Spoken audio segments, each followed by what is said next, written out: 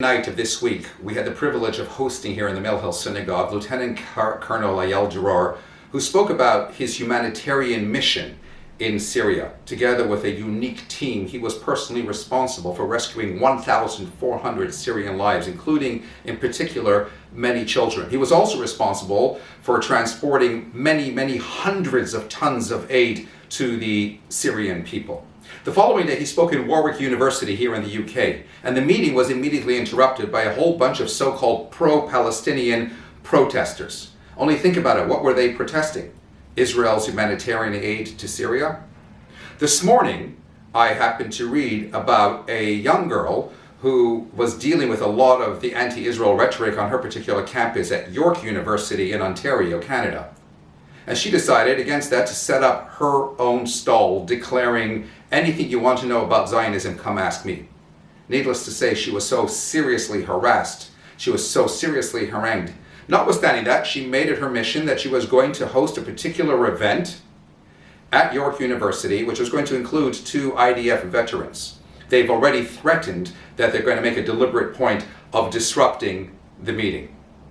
At the University of Toronto, there was a lobby in terms of kosher food to bring on campus. And again, many of the so-called BDS supporters were objecting to the idea of kosher food being brought on campus, which lays bare more than anything the reality of the hate. Because frankly, what does your issues against Israel have to do with their religious rights in wanting kosher food?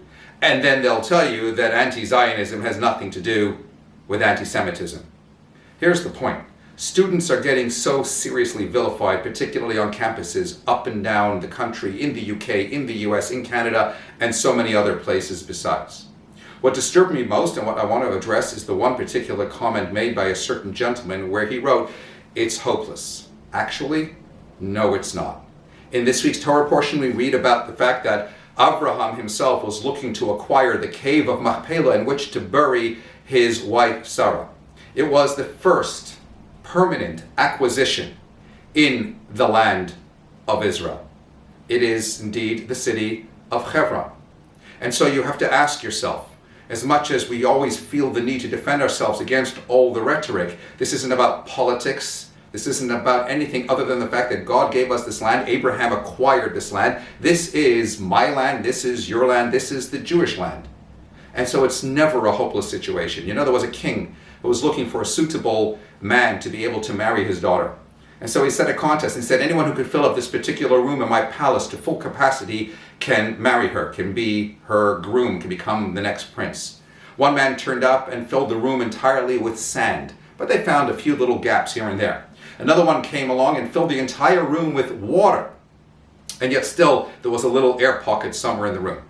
And so many other different people tried in different ways, and then one man came in, and everybody looked, and he carried nothing with him, nothing but a candle. And he proceeded to turn off the lights, making the room pitch black, and then he lit his candle, and that of course filled the room in its entirety with light. So by no means is it ever a hopeless situation in any way, shape, or form whatsoever. All the darkness in the world cannot extinguish a single candle. And the point in the message is that we have to be that light, that every single student need not fear, need not be intimidated, but needs to be the light, needs to share the light, to keep fighting the good fight, to keep the flame of Am Yisrael burning bright. And to all the haters, we say, make no mistake about it, Am Yisrael Chai, we will continue shining bright for now and forevermore. Shabbat Shalom.